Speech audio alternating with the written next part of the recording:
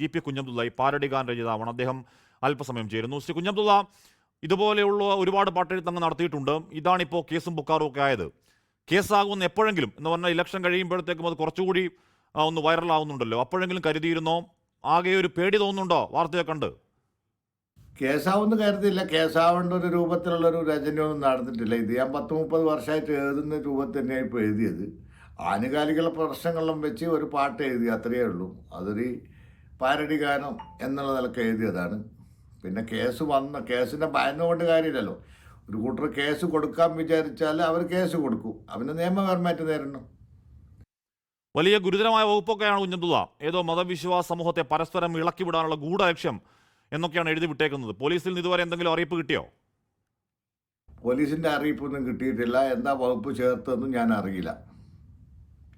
10-600 പാട്ടുകൾ എഴുതിയിട്ടുണ്ട്. ഇതുപോലെ സാമൂഹ്യ വിമർശനം നടത്തണമെന്ന് തോന്നുമ്പോഴൊക്കെ നടത്തിയിട്ടുമുണ്ട്. ഇതിപ്പോൾ സൈബർ സ്പേസിലൊക്കെ താങ്കളെ വലിയ വർഗീയവാദിയാക്കി ചിത്രീകരിക്കാൻ നീക്കമൊക്കെയാണ്. പാട്ടെഴുത്ത് മതിയാക്കാം എന്നൊരു തോന്നലുണ്ടോ ശ്രീ കുഞ്ഞബ്ദുള്ള?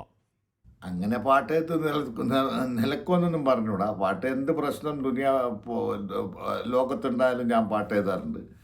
എൻ്റെ മനസ്സിനെ സ്പർശിക്കുന്നൊരു വിഷയം വന്നു കഴിഞ്ഞാൽ അന്നേരം പാട്ട് എഴുതും. ചിലപ്പോൾ എഴുതാണ്ട് നിൽക്കും. അത് അന്നത്തെ സാഹചര്യം പോലെ ഇരിക്കും. താങ്കളുടെ മാപ്പിളപ്പാട്ടിനെ പറ്റി ഒരു പുസ്തകം എഴുതിയിട്ടുണ്ട്. അപ്പോൾ അതിൽ അവതാരിക എഴുതിയിരിക്കുന്നത് CPM-ന്റെ മുതിർന്ന നേതാവ് ശ്രീ TK ഹംസയാണ്. അവതാരികയിൽ TK ഹംസ പറയുന്നുണ്ട്, മാനവികതയുടെ സംസ്കാരത്തിനനുസരിച്ച് പാട്ടുകൾ എഴുതുന്ന ആളാണ് താങ്കൾ. GP-യുടെ സമീപനമെന്നാണ്. മനസ്സിൻ്റെ ഈണം പാടി വിരിഞ്ഞുള്ള ഇശലെന്നൊക്കെ പറയുന്നുണ്ട്. പാട്ടുകളിൽ വലിയ ആത്മീയ പ്രശാന്തത എന്നൊക്കെയാണ് TK ഹംസ പറയുന്നത്. അപ്പോൾ ഹംസയടക്കം രാഷ്ട്രീയ ഭേദമന്യേ വലിയ സൗഹൃദ വലയമുണ്ടോ GP? ഒത്തിരി സുഹൃത്തുക്കളുണ്ട് കമ്മ്യൂണിസ്റ്റുകാരായിട്ടുള്ള നമ്മളുടെ എൻ്റെ നാട്ടിലെ സെക്രട്ടറി തന്നെ മോഹന് എൻ്റെ അടുത്ത സുഹൃത്താണ്. ഞങ്ങൾ അങ്ങോട്ടും ഇങ്ങോട്ടും വീട്ടിൽ പോവുകയും ഭക്ഷണം കഴിക്കുകയും ഞങ്ങൾ ദുബൈയിൽ ഒന്നിച്ച് യാത്ര ചെയ്യുകയെല്ലാം ചെയ്തിട്ടുണ്ട്. അപ്പോൾ TK ഹംസക്ക് എൻ്റെ പാട്ട് മുമ്പേ എഴുതിയതാണ്. ഞങ്ങൾക്ക് രണ്ടാൾക്കും സമയം കിട്ടാത്തത് കൊണ്ട് അതിൻ്റെ ഒരു ഡോക്യുമെൻ്റ് നിർമ്മിക്കാത്തത്. പോറ്റിയെ കയറ്റിയ പാട്ടിൽ രണ്ടാം ഭാഗം വരുന്നുണ്ടെന്നാണ് കേൾക്കുന്നത്. വാസുവിൻ്റെ വീക്ഷണകോണിലൂടെ ജയിലിൽ നിന്ന് വാസു മുഖ്യമന്ത്രി കഴിയുന്ന എന്തോ ഒരു കത്തുപാട്ടെന്നാണ് കേൾക്കുന്നത്. പാട്ടായോ?